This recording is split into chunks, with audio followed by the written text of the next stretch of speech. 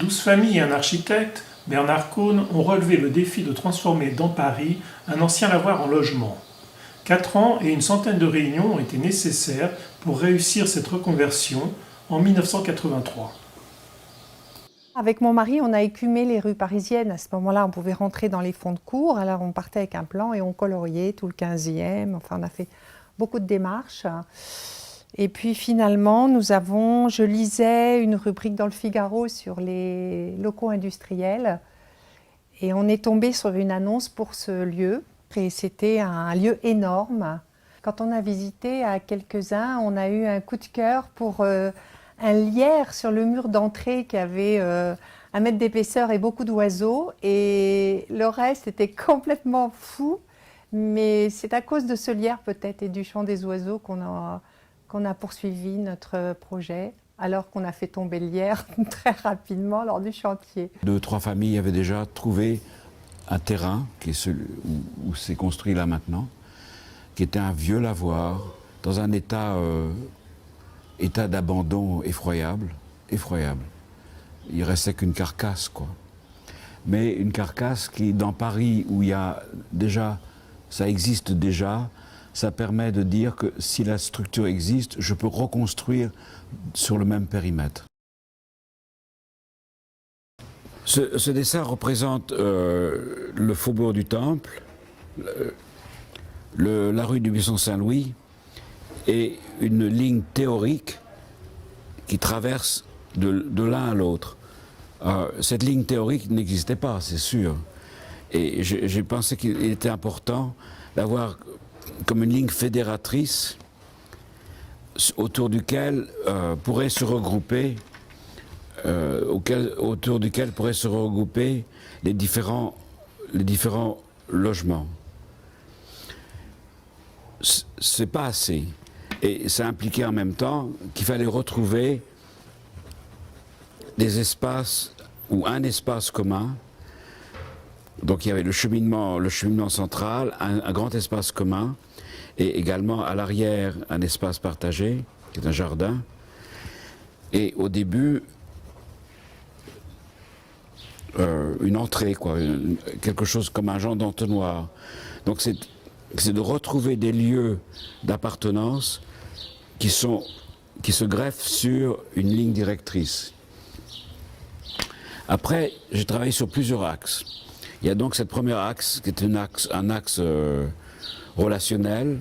Il y a un deuxième axe où on se situe actuellement dans cet espace, qui est un axe transversal, qui donne lieu à des petits recoins sur lesquels on peut se mettre.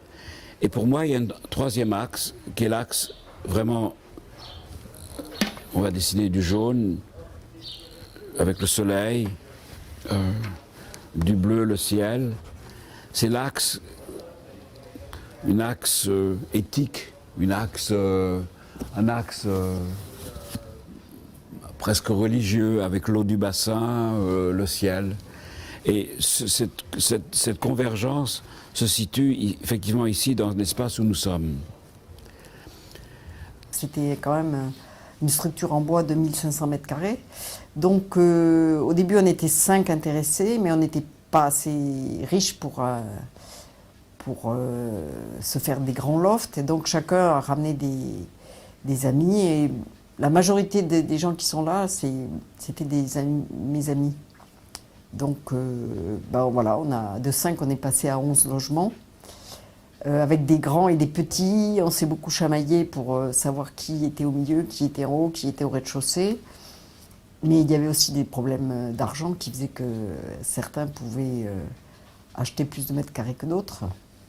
Dès le début, j'ai dit, écoute, en tant qu'architecte, je vais amener quelque chose, j'ai une manière de voir, et ma tâche va être, en prenant ces demandes de chacun de vous, de retisser, comme si je prenais un shish kebab, de retisser quelque chose qui va unifier les différentes volontés de chacun. Et ça a été vraiment, je crois, c'est le travail le plus difficile, le plus enrichissant. Avec ce mot anglais de challenge, c'est vraiment un défi intéressant. En fait, on avait, je dirais, à suivre 3 domaines. Un domaine juridique et, disons, financier. Un domaine technique architectural, et puis un domaine que je dirais de l'échange, du don contre don, de façon à faire en sorte que tout le monde participe, disons, à l'opération. Donc il y avait en quelque sorte trois discours qui se tenaient simultanément dans cette affaire, qui a duré en fait près de 4 ans, avec au début des réunions toutes les semaines et même 2 fois par semaine.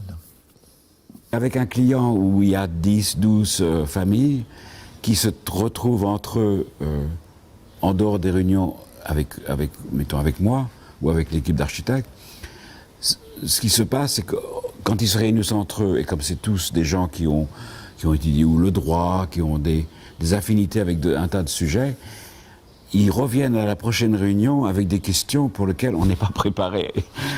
Et c'est très différent d'une relation avec un client où après un certain temps, on commence à parler un langage commun. Là, ça rajoutait une dimension beaucoup, je dirais pas conflictuelle, mais où l'architecte doit être un peu au qui-vive et accepter d'être au qui-vive. Moi, je trouve cette situation-là très enrichissante. Nous étions confrontés à des idées de l'architecte et de son équipe qui étaient très souvent remarquables, mais qui n'étaient pas faciles à traduire dans l'espace, parce que les gens ne voyaient rien. D'où des débats sans fin lors de la conception. Dans la communication qui existe entre l'architecte et les futurs habitants, ce problème de communication est d'établir un langage commun, d'établir un langage que chacun partage et puisse communiquer avec les autres. D'une certaine manière, le dessin a été très important.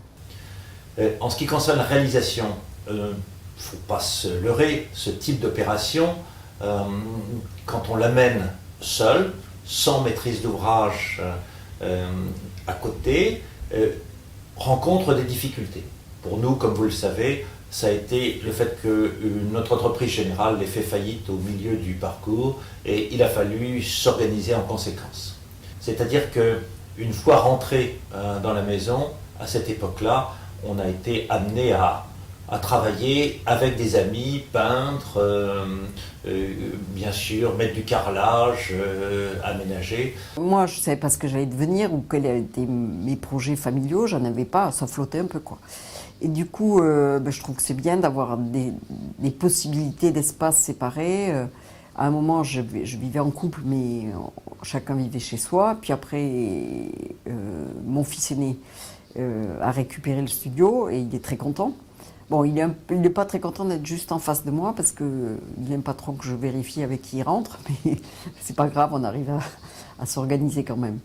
Et lui, il est quand même content de venir manger ici plutôt que de se faire la bouffe chez lui, voilà. Donc c'est très bien une architecture qui peut bouger, mais elle bouge aussi parce que les gens s'entendent bien. Elle bouge pas, on ne pourrait pas faire ça dans une copropriété où on se prête un moment une chambre, où après on la reprend. Voilà, je pense qu'il y a aussi, dans l'habitat autogéré, il y a quand même une volonté commune qu'il faut vraiment mettre en avant, quoi.